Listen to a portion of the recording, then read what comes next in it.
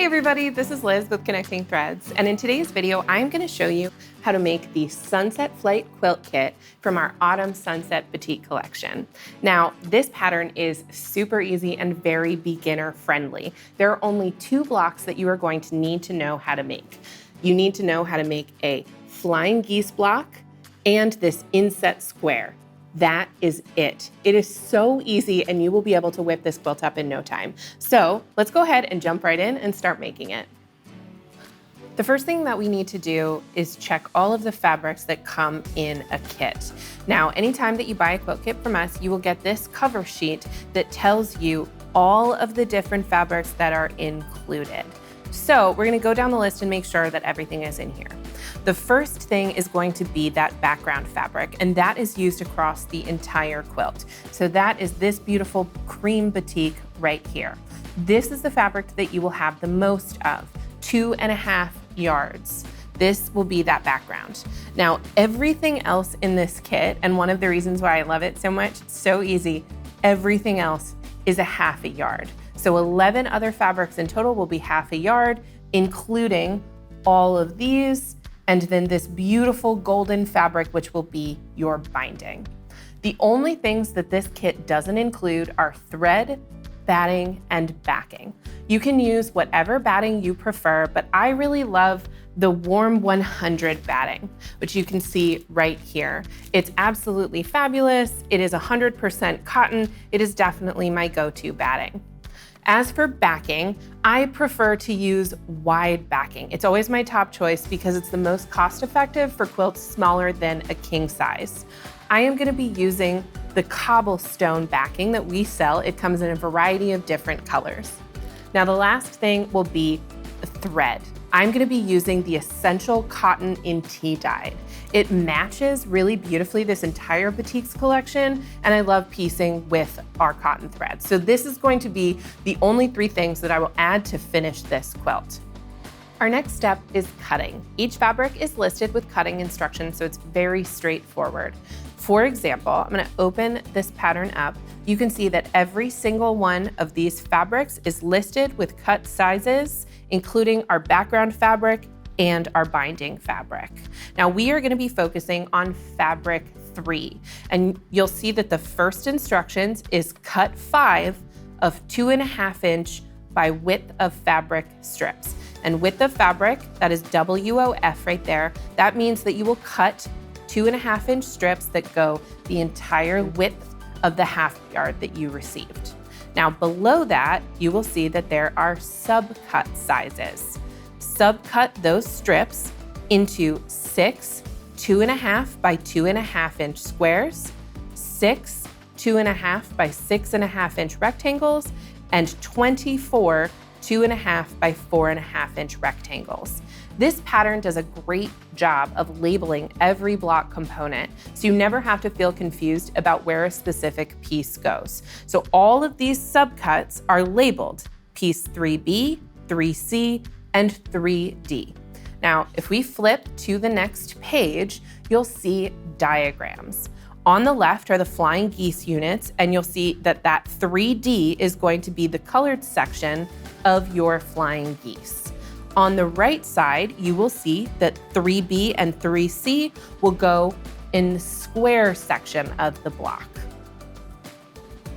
I have all of these components prepped already because let's be honest, it would be really boring if you watched me cut all of them. I am going to be doing just one block on screen for you. I have all of the colors ready to go for one of these blocks, and then I also cut out the background squares that will go with both the square and the flying geese components. I need 8 flying geese, which will consist of 8 colored rectangles and 16 background squares. And then I need 1 square block, which will consist of 2 colored rectangles, 2 colored squares, and 1 background square. Let's go ahead and move on to the fun part, sewing everything together. We're gonna start with our flying geese since we need 8 of these per block. Now, when you're sewing a lot of flying geese, most people will mark their background squares. So that is this white section right here. They will take their background squares and they will mark a diagonal line from one corner to the next, because we are going to be placing this background square onto our colored rectangle, and we will be sewing a diagonal line from the inside corner to the outside corner. So most people will draw a line from one diagonal to the next.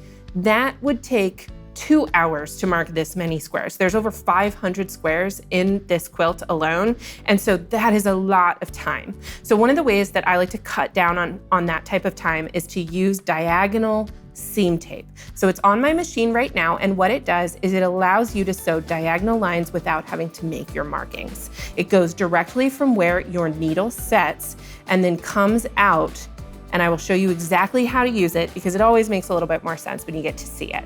So I have my background square on my colored rectangle, and I'm going to sew from this point to this point. I will line up my first point with my sewing machine.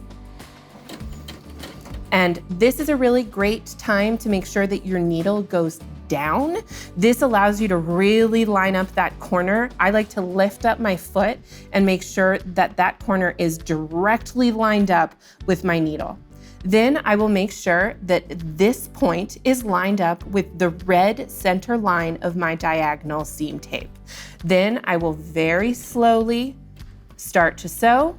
And as you do so, you need to make sure that this corner stays lined up with that red line on the seam tape.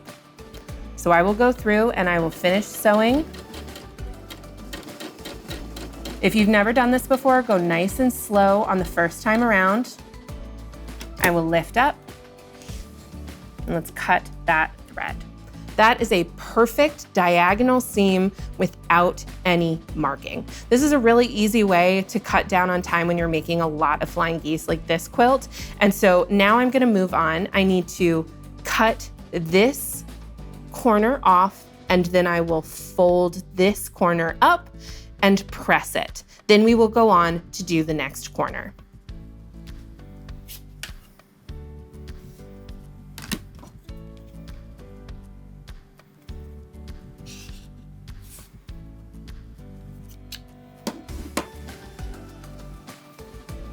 That is now cut off. We have a 1/4 inch seam here. Now I will lift this up and I will press this seam down.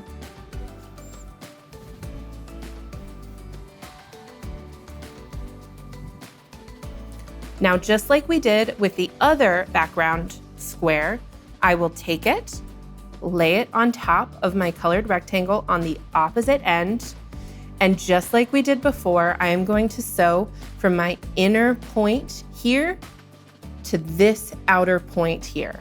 And just like we did last time, I'm not going to draw a diagonal line here. I am just going to line it up with my diagonal seam tape.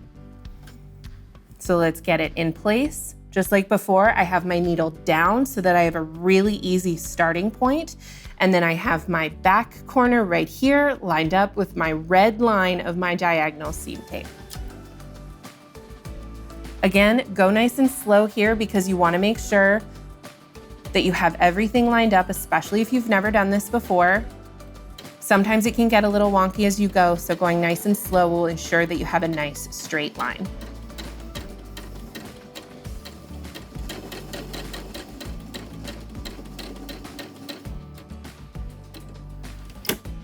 We'll lift that up, trim.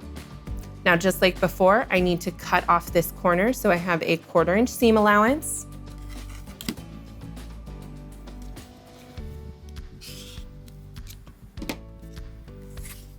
And then I will open this up and press this seam down.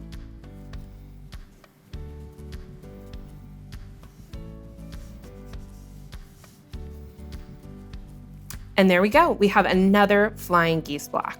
Now, you are going to need 8 of these per block section here. So I'm gonna go ahead and I'm going to make the next 6, and we will run through and move on to the next step.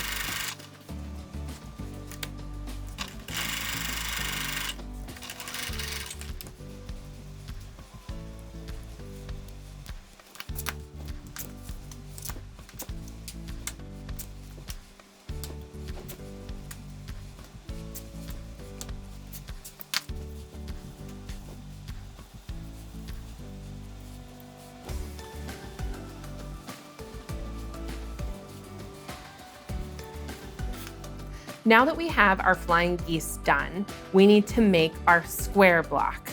That is made up of 2 colored squares and 1 light background square, and then 2 elongated rectangles. We start by sewing our colored squares to the top and the bottom of our background square. So let's go ahead and line up 1 red and 1 white square together, and we will sew these using a 1/4 inch seam allowance.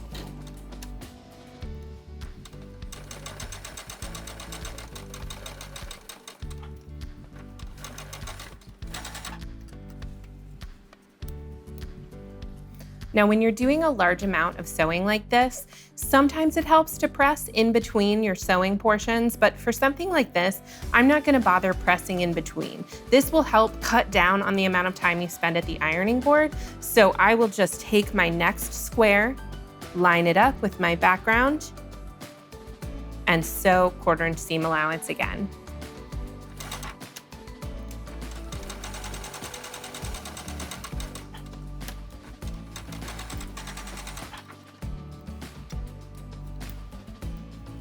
Now that we have our 2 colored squares attached to our background square, I'm going to press these seams facing towards the darker fabric. So I'm gonna make sure that these seams go up and face towards the red, and then we will sew on our side rectangles.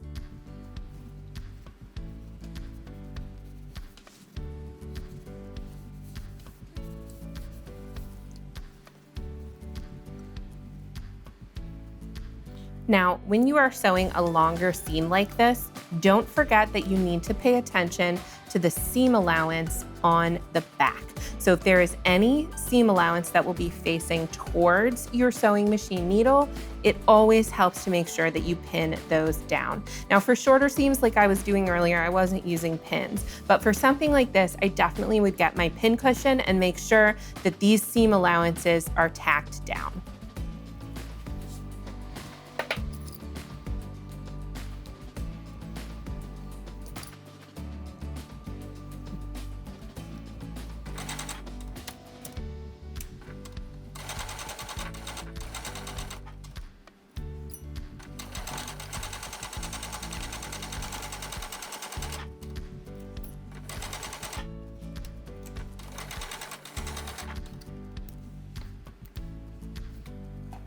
Now, just like we did with our 2 colored squares, I am not going to press this seam right away. I am just gonna line up my next rectangle, pin down my seam allowances, and sew. I will press after I'm done with both seams.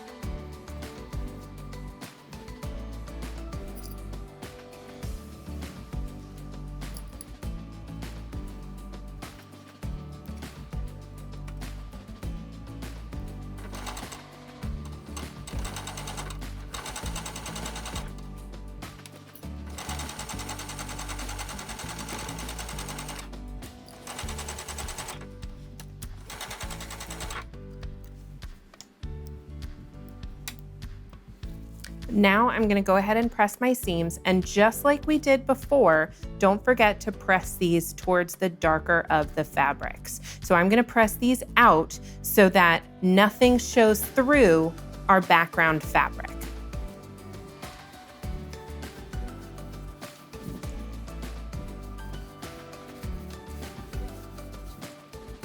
And there we go. We have our first finished square block.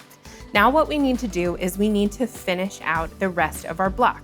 So remember, we have 3 flying geese on the bottom and we have 5 along the side. So let's go ahead and combine 3 flying geese for the bottom and 5 for the side. Remember to make sure that you line up your flying geese in the appropriate direction. You want to make sure that the points are all facing the same way, because if you sew them with the bottoms together, you will end up with a diamond. So I need to make sure that one point is lined up with the bottom of the next one.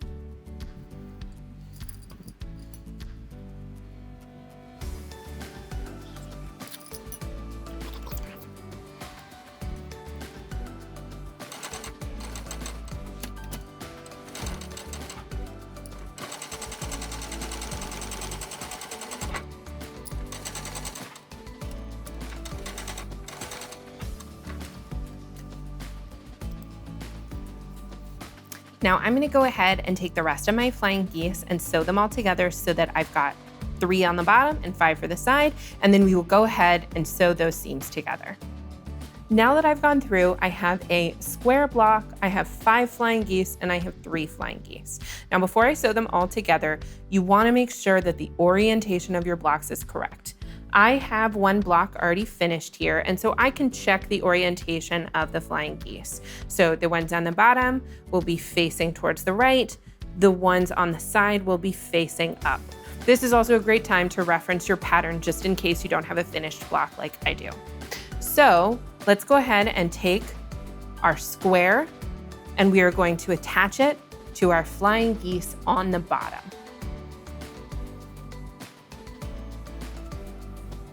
Now, just like before, this is a really great time to make sure that if you have any seams that will be facing towards the sewing machine, so towards the sewing machine needle, you wanna make sure that those get pinned down.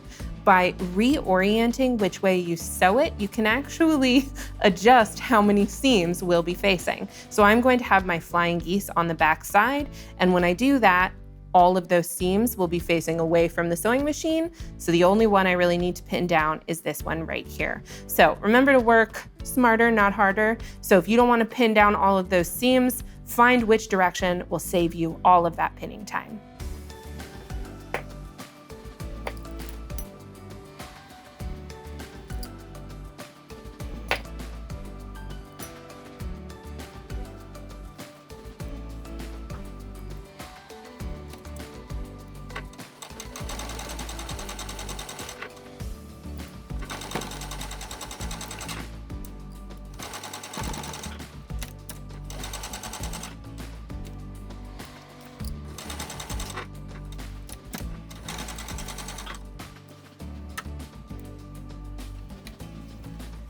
Now, once I've created this section of the block, I will need to make sure that this seam gets pressed down. Because we are going to be sewing along one side here, I need to make sure that this seam is fully pressed before I sew along the side.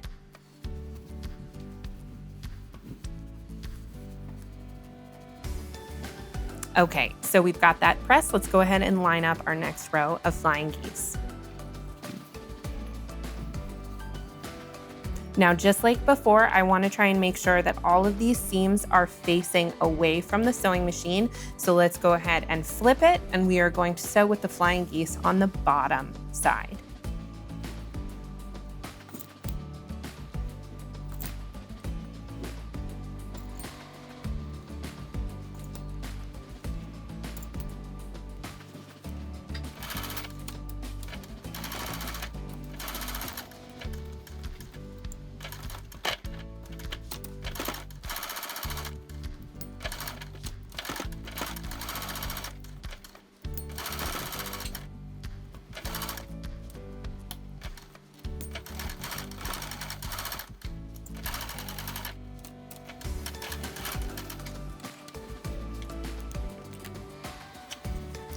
And there we go. We have our first finished block.